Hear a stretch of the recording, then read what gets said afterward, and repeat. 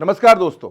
संसद सिर्फ और सिर्फ 60 सेकंड चली और 60 सेकंड में ही संसद की कार्रवाई स्थगित हो गई।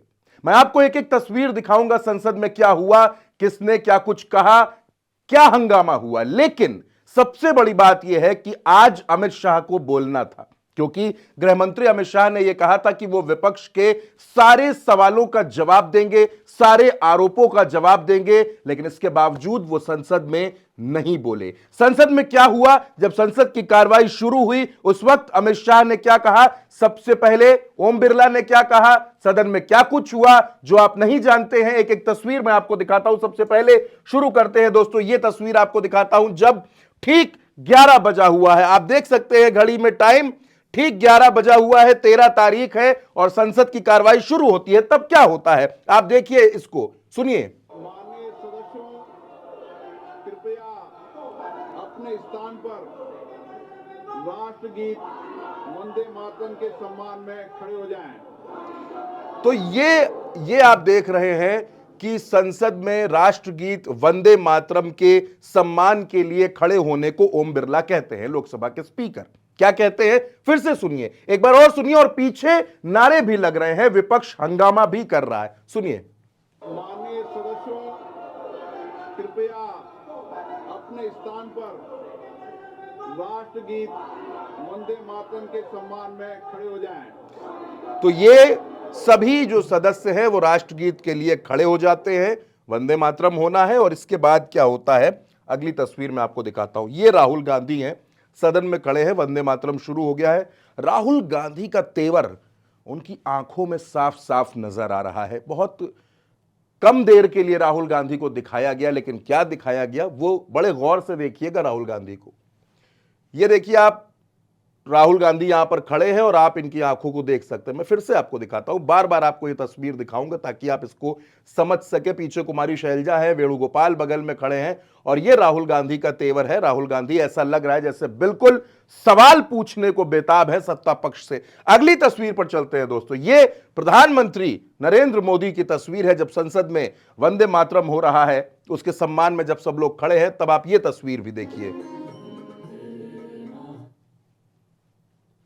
ये तस्वीर जो आपने देखी दोस्तों, ये प्रधानमंत्री नरेंद्र मोदी हैं जो नजर आ रहे हैं आपको संसद में वंदे मातरम के दरमियान। और अब उस तस्वीर पर चलता हूं जब ऐलान होता है वंदे मातरम के बाद। हर किसी को लगा कि अब संसद में चर्चा शुरू होगी। आखिरी दिन 13 अगस्त को प्रधानमंत्री, गृह मंत्री, इसके अलावा राजनाथ सिंह, नितिन गडकरी, हर कोई संसद में मौजूद था।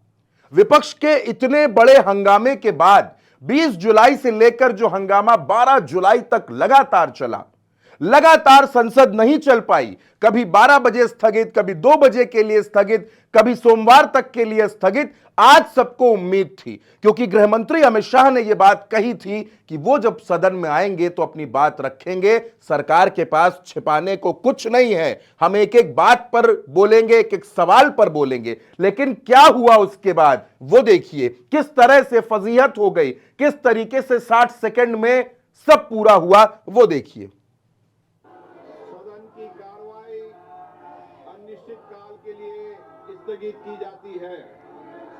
और ये आप देखिए क्या हुआ। ये सदन की कार्रवाई अनिश्चित काल के लिए स्थगित कर दी गई। आज 13 अगस्त की तारीख थी, गृह मंत्री को बोलना था, लेकिन वंदे मातरम के फौरन बाद बिना एक सेकंड गवाए लोकसभा स्पीकर ओम बिरला ने क्या कहा वो सुनिए। सदन की कार्रवाई अनिश्चित काल के लिए स्थगित की जाती है।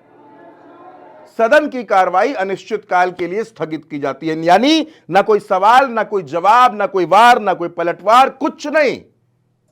इस बार का मॉनसून सत्र यूं ही चला गया, कोई चर्चा नहीं, कोई मुद्दा नहीं, जनहित पर कोई बात नहीं। विपक्ष अपनी मांग पर अड़ा था कि गृह मंत्री सदन में आए और यह जवाब दे कि गोली किसके आदेश पर चली, पैलेट गन किसके आदेश पर चली। विपक्ष यह भी कह रहा था कि चढ़ावा चोरी में कौन शामिल है, इस पर भी चर्चा की जाए। लेकिन संसद में किसी मुद्दे पर कोई चर्चा नहीं हुई। विपक्ष प्रदर्शन करता रहा और आखिर में संसद की कार्रवाई अनिश्चित काल के लिए स्थगित कर दी गई। तो ये वो तमाम तस्वीरें हैं दोस्तों जो आपने देखी आज संसद में क्या कुछ हुआ। वंदे मातरम और उसके बाद संसद अनिश्चित काल के लिए स्थगित कर दी गई और आज सिर्फ 60 सेकंड लोकसभा चल पाई दोस्तों। ये बहुत सोचने वाली बात है। आप क्या सोचते हैं? अपनी राय कमेंट बॉक्स में जरूर लिखिएगा।